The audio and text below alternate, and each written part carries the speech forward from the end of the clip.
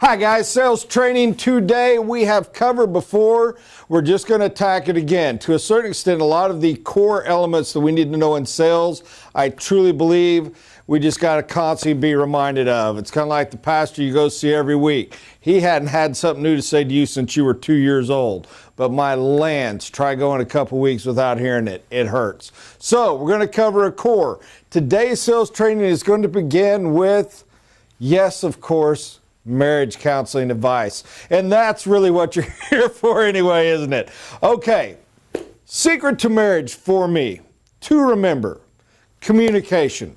I am a great believer that communication is one of the great secrets to life, period. But I want to go a little bit, and right now, and we're going to go stereotypical, okay? Stereotypes do not hold in every instance, and they do not necessarily hold for you, but they give us a framework to hang our hat on. I want to go the stereotypical male. The stereotypical male, as a rule, is a forward-thinking person. He goes to work every day, to earn, to achieve, to succeed for his family.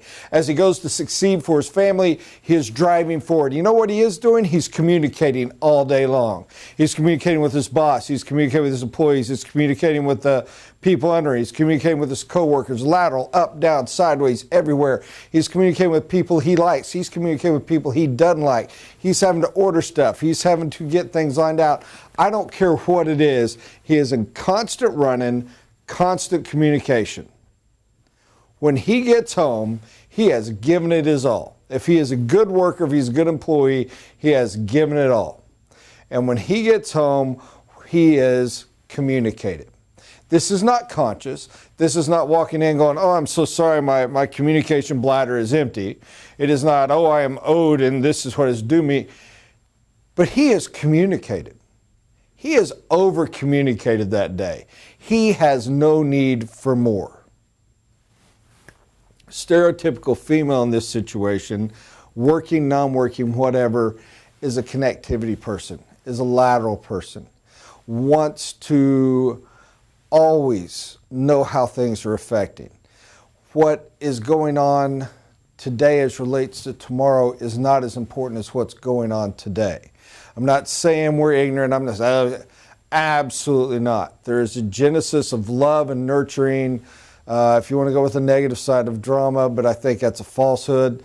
I think it's a corruption of the positive side of caring for, guiding, watching, walking through, making sure that the now is good, making sure that the thing being stretched actually gets to heal and doesn't break.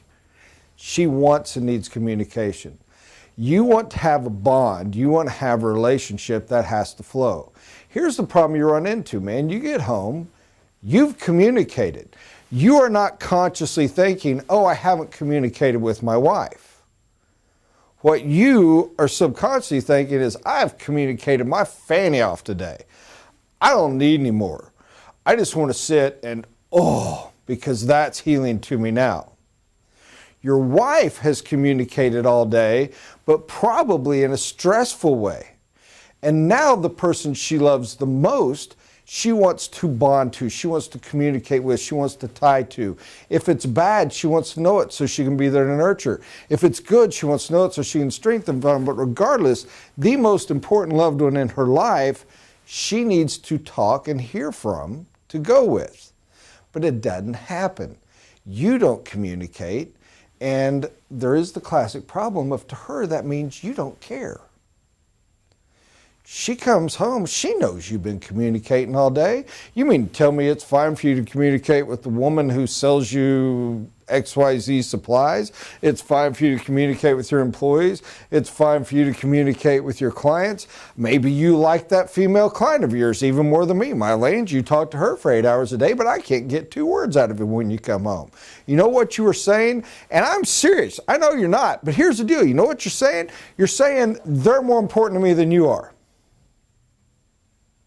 They are more important to me than you are because they're who I communicate with. And communication is what you desire from me. So you need to go home and you need to communicate. And you need to find a way. I don't care if it's you got to hit a beer. I don't care if it's we got to have date night. I'll be honest with you guys, this is a struggle for me. The solution for me and my wife is we schedule a date night. And you want to know what we do for date night? Because we have got to work on the bond. Freakishly rare we go anywhere. Date night for us is the kids go somewhere else. And we open a bottle of wine and sit on the back porch and talk for hours. And it's fantastic. And it fills a lot of voids. It's a chance to find out areas where I've fallen short and I've dropped ball and been totally unaware of it. And here's the thing, guys, and ladies, to the extent you're watching this, please have a heart and remember this as well. You don't know you dropped the ball. You don't know you made a gap. You don't know you failed. You just did. Okay, 500 other things I could do on this, but we will cover this again in years to come, so we'll leave those for the future. Here's how it relates to work. Your clients don't know you've been communicating like crazy. Your clients don't know that you have been communicating to their benefit nonstop if you don't communicate with them. If I've got a court case working, good, bad, doesn't matter. My lawyer could be spending my money willy-nilly. My lawyer could be communicating all over the place. I mean, he could be having meetings, he could be having depositions, he could be talking to their attorney, running down to the judge, filing motions, oh, great lawyer in the world. And I mean, just have been killing himself for me for the last 3 weeks. But if I haven't heard a single thing from him, not even a text message update, that worthless so-and-so blankety blank jerk isn't doing anything. And then when I get his bill for $7,000, $8,000, what kind of scum you ain't done? How can you ask this of me? You've done nothing. No, he has. He's earned every penny. He's done it all. But that scurvy dog to me has done nothing because I've had zero contact. But he wants my money. Now on his side, how can you complain? How can you whine? How can you argue? I honestly didn't even charge you for all I did. I've been killing myself for you. I'll know that. Where's the communication to me? Now for a moment, I'm going to get 100% pure just for you Build It people. This is a major problem in our sales process. We sit in the office and we communicate like crazy, especially during planning. Man, we're talking about that deal. We've had meetings to go over it. We're talking to the designer. We've reviewed it. We've got the budgets to go through. I mean, we're communicating on that deal 20, 30, 40 minutes, few hours a day, every day for 2 months. But a salesperson that signed that contract, when was the last time you called them? Do you just assume that the other departments are? Other departments, when was the last time you called them? And here's a crazy thing. In this one, I'm putting 100% on the shoulders of the salesperson, period. When was the last time you called them, not for a fact, but just to see how things are feeling and going? Take the metaphor back to where we began. When was the last time you called just to communicate, not to get something done? By the way, going to the earlier, husband, and yes, I'm being over stereotypical, communication is not calling in the middle of the day saying, hey, be sure and pick up some bacon on your way home from getting the kids. That's not communication. What do you mean I never talked to you? I talked to you at 2:45. That's not communication. Salespeople, when was the last time from the day you signed that contract that you called just to communicate with that client? Are you weekly at least doing something so they're being touched by your department, not just the production side? An email's better than nothing. A phone call's best of all. I stand behind my statement. You want to have a perfect sales process. You want to be in this for the long haul. From the day you sign an agreement, you should never go more than 2 weeks, 3 on the outside, that you don't call that client just to communicate. I'm even going to go so far, and I've said this before, and this is becoming my mantra for this year.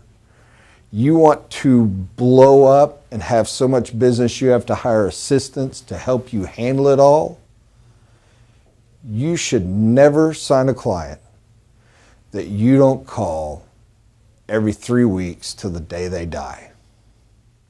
You want to run a You Build It job? I signed this client. He and I are going to talk at least every week while the plan's getting done. He and I are going to talk at least every 2 weeks while the bidding's getting done. He and I are going to talk at least every 3 weeks, minimum, should be every 2 during construction. He and I are going to talk every 3 weeks the first year after they move into that house. He and I are going to talk at least every other month from that day till death do we part. I want to get announcements when his great-grandkids graduate high school. Okay? You want referrals that you don't even work for? Dude, these people will know you better than they know their cousin. Takes time, takes effort. It's going to have some negatives you got to fix. Payoffs through the roof. For now, let's not run the whole race. Let's just run the first lap. Let's focus on, are you communicating through planning? This is long enough. I hope you learned something. Remember, communication is everything. God bless you guys. Have a great day.